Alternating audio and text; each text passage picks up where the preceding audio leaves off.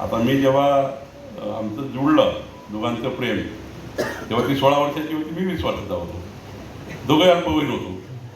आता अल्पवयीन असताना सरिताताई तुम्ही साक्षी आहे, आम्ही दोघं कयामत से कयामत पिक्चर पाहायला गेलो.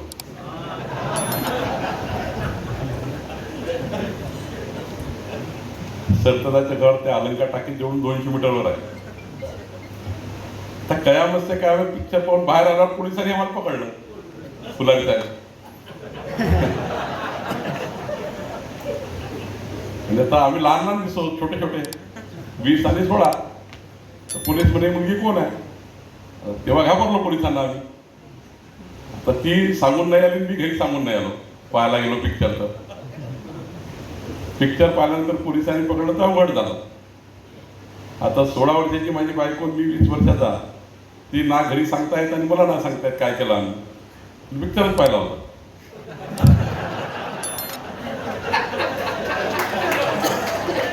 त्या काळात काही फालतू चालायचं नाही, त्या काळाचा होता. आता हा काळ 40-35 वर्षापूर्वीचा काळ. तर पिक्चर पाहून आल्यानंतर पोलिसांनी पकडलं. सरळ सीताबर्डी पोलीस स्टेशनला फुलारी साहेब तुम्ही घेऊन गेले. तिथे कारण नसताना माझ्यावर अल्पवयीन मुलगी पळवून नेली म्हणून केस लावली.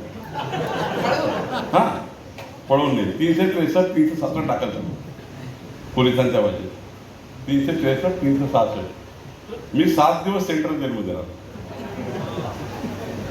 सेशन कोर्टाची ट्राय झाली, कारण 363, 366 सेशन ट्रायल आहे. मला 1.5 वर्ष कोर्टात जावं लागतं. माझी बायको जी झाली आहे ती वारंवार सांगायची, मी पळून नाही आलो, मी दोघेही पिक्चर पाहायला आलो, मला कोणी पळून नेलं नाही.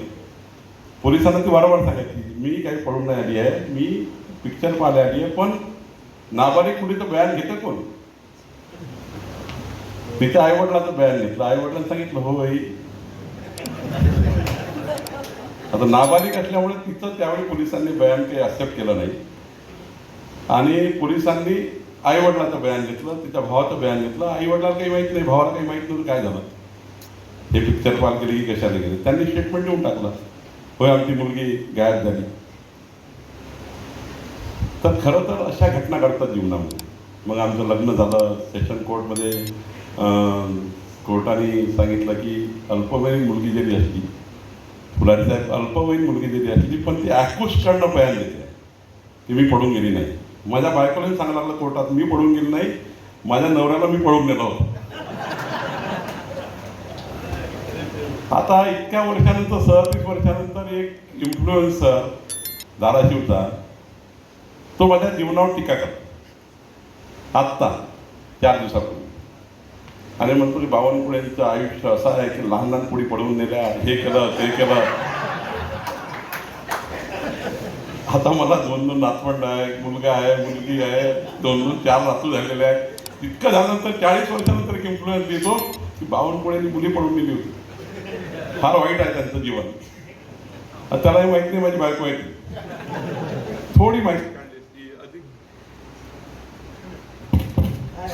काढली असती, अधिक माहिती काढली असती. मला त्याने फोन केला असता की बावनकुळे साहेब, ते 363, 366 तुमच्यावर लागली होती, ती कशाची आहे त्याला समजून सांगा आम्हाला. तर त्याच्याशी प्रेमान बोललो असतो, 1 कप चहा पाजला असता, तो आपल्या घरी गेला असता, मी आपल्या घरी गेलो असतो. पण त्यांनी एवढी टीका केली माझ्या बायकोवर, माझ्यावर, दोघांवरही. त्यालाही माहितीच नाही की माझी बायको आहे. ती मुलगी कुठं आहे, ती मुलगी कुठं आहे, शोधा लावा, तिला आणा शोधून, कुठं आहे बावनकुळेची ती मुलगी. आता मी विचार केला होता की सरिताताईला बोलवायचं की मी माझ्याजवळ चांगला कार्यक्रम करायचा, सांगायचं बाबा ही माझी बायको आहे, ही माझी नातू आहे. खरं तर समाजाला काय केलं, समाजाला खरंच वाटलं की ती मुलगी कोण आहे, कुठे गेली, काय गेली, कुणाची मुलगी आहे. मला आता एका व्यक्तीने त्याच्यावर FIR, कार्यकर्ते असतात FIR करणार, आमच्या नेत्यावर अशी टीका केली, आमच्या नेत्यावर तशी. आम्ही कधी काही FIR करत नाही, कार्यकर्ते करतात. मग त्यांच्या भावना दिसतात. मला त्याला नोटीस द्यावी लागते. मग आता नोटीस दिल्यावर तो म्हणतो आता मला कशाला नोटीस दिली. शेवटी अशा भूमिकेतनं कधी कधी आपल्याला दुहेरी फटका बसतो. याचा अर्थ आम्ही डिजिटल मीडियाची विरोधी नाही आहे. एखाद्या कार्यकर्त्याला नोटीस दिली, एखाद्या डिजिटल मीडियाच्या संपादकाला नोटीस दिली. आता मधातल्या काळात झी टीव्हीने म्हणजे मला सत्काराला बोलवून, माझ्या कार्यक्रमाला बोलवून म्हणून मी बोलतो आहे.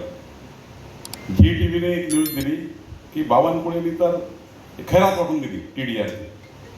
अरे नोटीस द्यावी लागली 100 कोटी रुपये, कोर्टात जावं लागलं. माझी विनंती अशी आहे या माध्यमातून, डिजिटल मीडिया हा पुढच्या विकसित भारताकरता महत्त्वाचा आहे. डिजिटल मीडियाचं खूप मोठं महत्त्व आहे. आम्हाला डिजिटल मीडियाला सांभाळण्याची गरज आहे, सरकारला सांभाळण्याची गरज आहे. कारण आज आम्हाला जे कुठून मिळतं ब्रेड बटर कुठून मिळतं सरकारला? ते बी माझ्यातनं मिळतं, ते TV 9मधनं मिळतं, ते संजय बोकरेजीकडनं मिळतं, अशोकराव वानखेडेकडनं मिळतं, तुमच्याकडे मिळतं. तुमच्या भरोश्यावर अर्ध सरकार चालतं. तुम्ही जे छापता ते दिवसभर आम्ही त्याच्यावर काम करतो, तुम्ही जे लिहिता त्याच्यावरच काम करतो, काही नवीन नसतं आमच्याकडे. आज मी जेव्हा इथे आलो सांगलीला, मी डिजिटल मीडियाच्या 10-12 बातम्या पकडल्या आणि सांगितलं, गोपीचंद पडळकरला विचारलं, गोपीचंद, एक डिजिटल मीडियाला बातमी आहे की एक नदी खोदून घेऊन चालला आहे. एक मोठा मातीचा एक मोठा बिल्डर, तो एक मोठा व्यावसायिक आहे, तो एका नदीलाच पोखरून घेऊन चालला आहे. 200 ट्यूब तिथली माती काढून ते नदीत घेऊन चालला आहे. असं नदीला डायव्हर्ट करून टाकलं, नदीचा पूर्ण पात्र खोदून टाकलं आणि 8 कोटी दंड आधीच झाला आहे. अजून 200 ट्रिप चालवतो आहे. आमच्या तहसीलदारने 1000 रुपयाची पुन्हा परवानगी देऊन टाकली. कुठनं कळलं? तुमच्याकडनं कळलं आहे. माझं महसूल खातं 90% मी पाहतो हे डिजिटल मीडियाकडनं, इलेक्ट्रॉनिक मीडियाकडनं आणि प्रिंट मीडियाकडनं. त्यामुळे हे तुमच्याकडनं आम्हाला सर्व येत आहे. पुढची भूमिका फार महत्त्वाची आहे. मी तुम्हाला एवढंच सांगेल की हे अधिवेशन घेण्याचं जे तात्पर्य संजय बोकरेजी, अशोकराव वानखेडे तुमचं आहे, अत्यंत महत्त्वाचं आहे. या अधिवेशनामध्ये प्रशिक्षण झालं पाहिजे, एकामेकांची देवाणघेवाण झाली पाहिजे आणि पुढच्या काळामध्ये सरकारचं महत्त्व आणि सरकारमध्ये तुमचं महत्त्व हे अधोरेखित झालं पाहिजे. मी एवढंच सांगेन, राज्याच्या जबाबदार मंत्रिपदावर मी आहे. एका पक्षाचा एका पक्षाचा सत्ताधारी पक्षाचा एक जबाबदार पदाधिकारी आहे, पक्षाचाही पदाधिकारी आहे आणि जबाबदार मंत्री आहे. मी तुम्हाला विनंती करतो, डिजिटल मीडियाचं संपूर्ण हित जोपासण्याची जबाबदारी सरकारची आहे. ते आम्ही सरकार सांभाळू. तुम्ही सांगितलेलं ते निर्णय आपण करून घेऊ. डिजिटल मीडियाच्या पाठीशी सरकारने खंबीरपणे उभं राहायला पाहिजे का तर राहिलं पाहिजे. 100% सरकार उभं राहील. संजय बोकरेजी ज्या काही मागण्या तुम्ही केल्या त्या मागण्या सरकार पूर्ण करेल. देवेंद्र फडणवीस सरकार हे खऱ्या अर्थाने आम्ही तुम्हाला खूप महत्त्व देणारे सरकार आहे. जे मागणी कराल ती मागणी आपण पूर्ण करू, जे नियमानुसार आहे. पण माझी विनंती आहे की पुढच्या काळामध्ये मी हे व्यक्तिगत प्रश्न सांगितले, व्यक्तिगत विषय सांगितले, हे मी माझ्यावरनं अनेक लोकांचं उदाहरण दिलं. अनेक लोक याच्यामध्ये कधी कधी त्या ठिकाणी बळी पडतात. एक उदाहरण दिली, खरी वस्तुस्थिती काय असतं. दोन्ही भाग बघितले पाहिजे.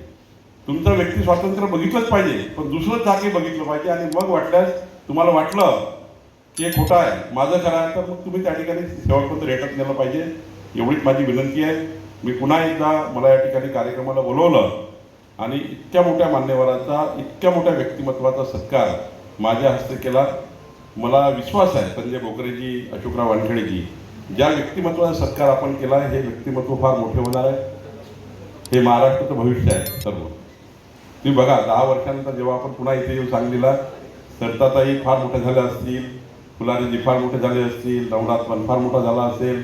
कारण यांच्या जीवनामध्ये त्यांनी केलेला जो काम आहे ते फार मोठा आहे. त्यामुळं सत्कार हा अपेक्षेचा, आशाचा आहे. आणि आपल्या अपेक्षा आणि आशा या सत्काराच्या मान्यवर जे आपले 8ही सत्कार मूर्ती आहेत त्या पूर्ण करतील. ज्या अपेक्षेने आपण त्यांना सत्कार केला आहे त्या अपेक्षा पूर्ण करतील अशी मला या ठिकाणी सांगायचं आहे. पुन्हा एकदा डिजिटल मीडियामध्ये आलेल्या सर्व या ठिकाणी अधिवेशनात आलेल्या सर्व प्रतिनिधींचं मनापासून अभिनंदन करतो.